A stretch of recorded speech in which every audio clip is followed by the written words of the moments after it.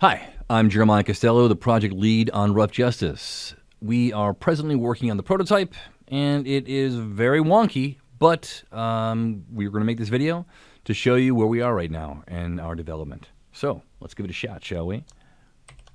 As the head of a private security agency, it is your job to manage and deploy agents, dealing with fugitive recovery, repossession, private investigation tasks, and more. So we are in the process of recording and syncing up all the tutorial pop-ups, and they're all going to be looking like this. So just click OK. So this is the map of Seneca, which you can move around with the keys, arrow keys if you want. You can also move the mouse around. And there are a number of icons on the map. Probably the most important one that you can see right now is the office. And these icons represent particular jobs right now. So these icons with the shield represent security types of jobs, whereas other icons will represent repossession, fugitive recovery, or private investigation, or story-based ones. We also see a bit of traffic here, and you can also fast forward everything if you want. If you're on a contract and you want things to go faster, you can just speed things up. You see stars coming out, boats moving around, you see the progress of time that way.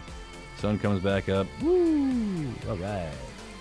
So, what is Rough Justice about? Well, you know, you run an agency and you need to hire agents and give them tasks. So why don't we do that? Let's go to the agency, and we are going to look at some unemployed agents here. Times are tough in Seneca. Lots and lots of unemployed agents. So a lot of these are placeholders here right now, obviously.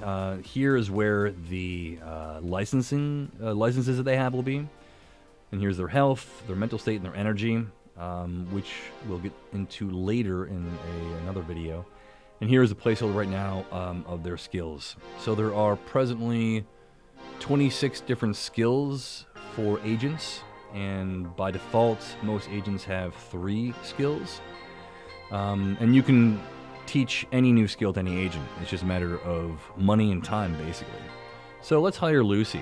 And you can see Lucy's here, Lucia Cifarelli. And then you can get her information about, you know, her background and stuff. We've already recorded most of the voices for the agents in the tutorial, rather for the prototype. We just haven't implemented them yet. So each agent will have a different voice. And so you know, we'll employ her down here. We'll employ Manny as well. And Birdman, Steph, and Double Decker. There you go. So, you see all your agents down here. Normally, you'll be able to drag them and move them in different locations. And like I said, this is the prototype, so things are a bit janky. But normally what would happen is that you would look for a contract. And there's different ways of finding contracts. You can look at the map and hover over them and then click on them and you get information about them. So this is the armored truck driver one. And you can see your potential rewards and the requirements. And then you can put an agent on it and then you accept it. All right, so let's see what happens here. So normally the agent would move over there. That is not implemented yet. We'll fast forward here. So something happened there. We'll have to see where it's popping up. Usually the agent will ask you, "I need your help."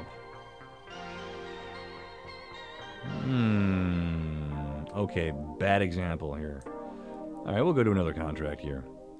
So this is our normal driver is sick. It's an armored truck driver. I'm sure you'll manage. So we'll send this person here, and we'll send this person here. And then we will accept it. So we're going to go on the contract.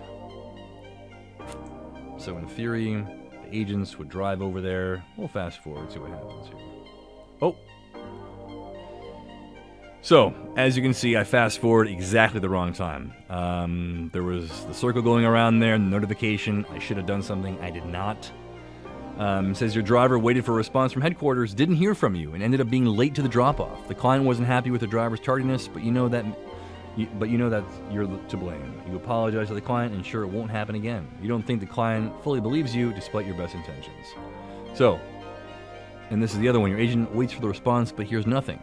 While they wait, the truck comes under attack by a heist team. Your agent puts the truck into lockdown, radios the police for assistance.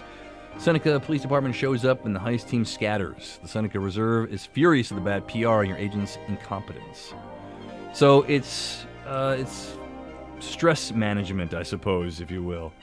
So here's another one. The driver radios to tell you of a construction roadblock that wasn't mentioned on the route map. He knows a shorter way, which is longer. It doesn't make any sense, but you know what I mean. A shortcut, which is longer, but it hasn't been scoped out. It may prove perilous for both the driver and the package. Your driver says, "I got this." We're not fully sure what he has, though. The driver mentions that he's happy to take the agreed route, but it will take longer to get to the destination depending on the traffic. Might be late to the drop-off. So it's a moral conundrum here. What do? Do you go on the prescribed route, which was agreed upon with your client, or do you take the risk? It's the whole high-risk, high-reward principle. And so let's take the risk here. Let's see what happens. All right? So your driver's gut feeling was just that, bad soup. He got lost along the way and had to ask for directions, breaking company security policy and endangering the client's material and himself as your personnel. The client wasn't impressed with the driver's tardiness. You have salty words with their agent on their return.